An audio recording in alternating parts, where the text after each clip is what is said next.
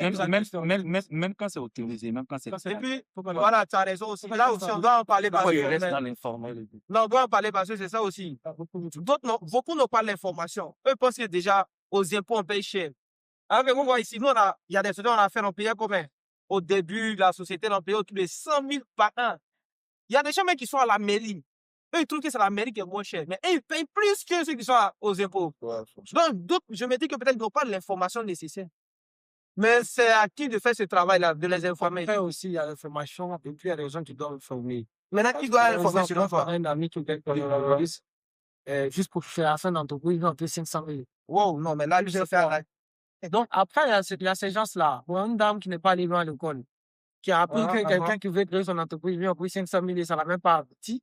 Alors que la création d'entreprise aujourd'hui, je peux dire que c'est gratuit même. Je peux dire même que c'est gratuit. Ouais, c'est pratiquement gratuit. Création d'entreprise, avoir un registre de commerce, tout ça, c'est gratuit. Ouais. Et puis après, tu fais sur un comptable pour faire tes états financiers. Ça, nous, c'est chaque année. Donc, c'est même pas des choses qui nécessitent. Mais après, il y a des gens qui ont peur. Je peux dire aussi que c'est la culture, en fait. On a peur d'être arnaqué, on n'est pas loin, aller loin à l'école. Est-ce que si on fait ça, est-ce que ça va pas répondre sur nous? Parce qu'après aussi, il y a ça derrière. Lorsque tu vas te déclarer, tu vas employer des gens, bah derrière, tu dois payer des cotisations sociales. Tu vas payer, tu vas faire déclaration à la CNPS, etc. Non, mais ça Non, je ne ne dis pas que ça ne coûte rien. Mais si après, comme il a dit, si après, tu faillis à certaines obligations vis-à-vis des impôts, etc., après, tu vas payer les amendes.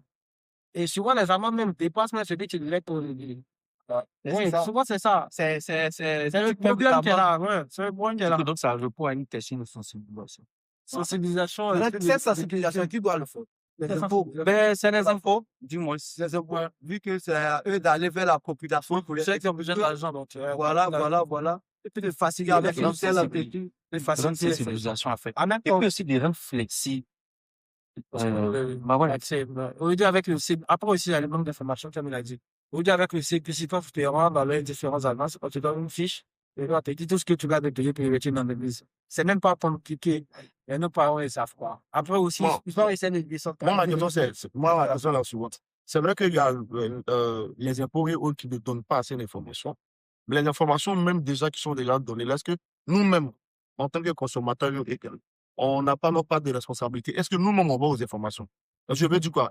Aujourd'hui, avec 200 francs, tu peux avoir toutes les informations que tu veux. C'est facile. Tu comprends là? Donc, du coup, c'est vrai que de leur côté, eux, ils peuvent donner des informations, mais les informations en sont limitées, ne sont pas assez...